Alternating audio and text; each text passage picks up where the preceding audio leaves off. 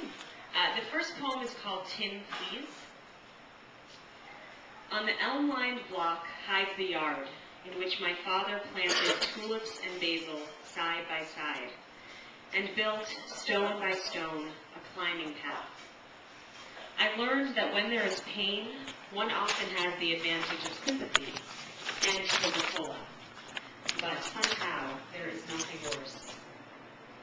You are darker and poorer than I. Your hands splinter, feet swell, your anger ignites a dead tree, and in doing so both blackens and blanches its branches. Is there a difference? I ought to address my own people. Help me find them. I was going to read a long poem, but I don't feel like reading a long poem right now. This next poem is called Decision. Eve of leaves plucked red, at least from the heart, if not from the tree itself.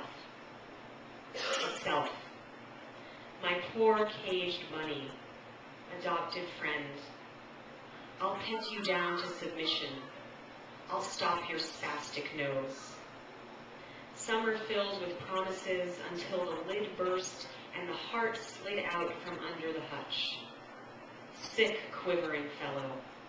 Those clean vegan ears, sadder than the homeless stranger defecating on the platform edge. As always, the idea grew stronger than the reminder. Eve tripped into night's moist pit. We kept the quiet one, stepping over what wasn't ours to feed. This next poem is 2 lines long, and I'm wearing it.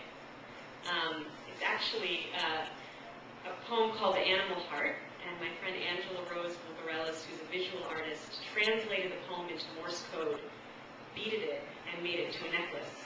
So it's really nice to think of the written word and sound turning into a physical visual form, so you can see and hear the poem. The animal heart is purest, locket, master, to serve, and in turn,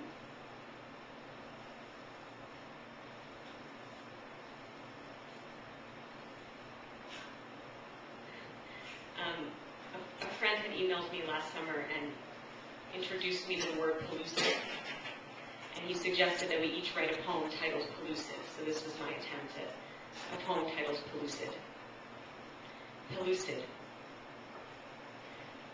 Oh, no thing at once hummed clear of all things. Oh, single thought within a circle, in which you are the circle, drawn black on rosa pina. Make sure the room has been considered, and the basket rim, and the rice cake, laughing in the light.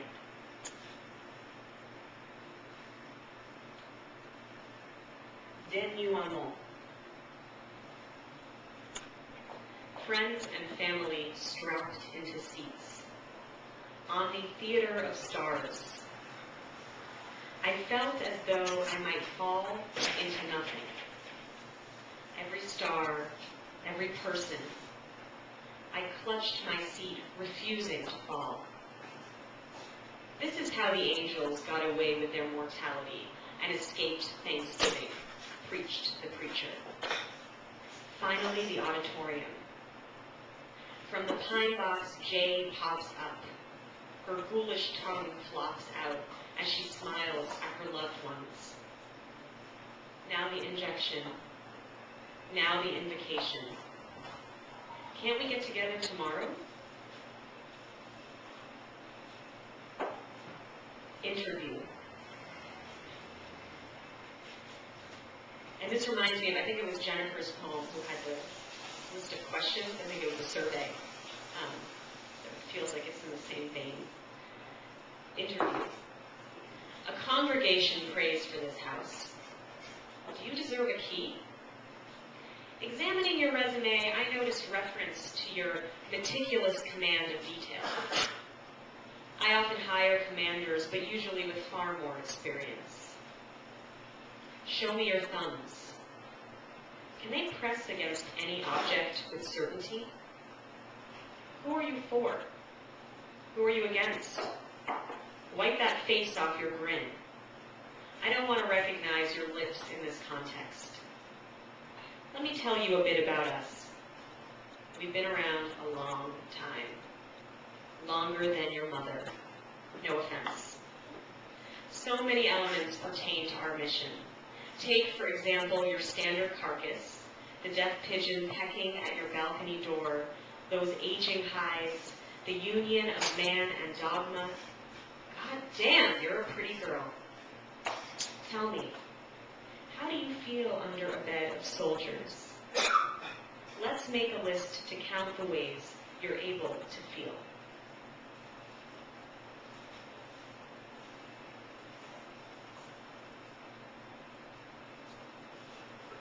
Escape. It was the same house. No, bigger. And when I turned the corner, a new body of water, packed with howling adolescent redheads, about to cream their trunks, glistened in noon light. My duty, as usual, to carry the biting fish with the white, reddish mouth across the water towards the hearth. I feared the fish's bite. I didn't understand how one could always be expected to swim while transporting something dangerous. The fish circled my feet, and its eyebrows, yes, eyebrows, arced with a vicious agenda. I begged my father, my sisters, to release me of this burden, but they urged me to bring the harmful thing to safety.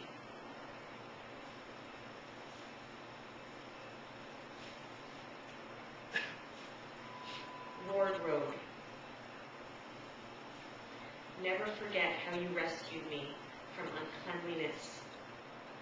It was you who saved me, and my strawberry shortcake sneakers from those harsh, bleeding turds. Now remember the tremor of the trees before the fall. That is to say, the marriage of history and fear of forgetting. And this last poem is titled Tel Aviv.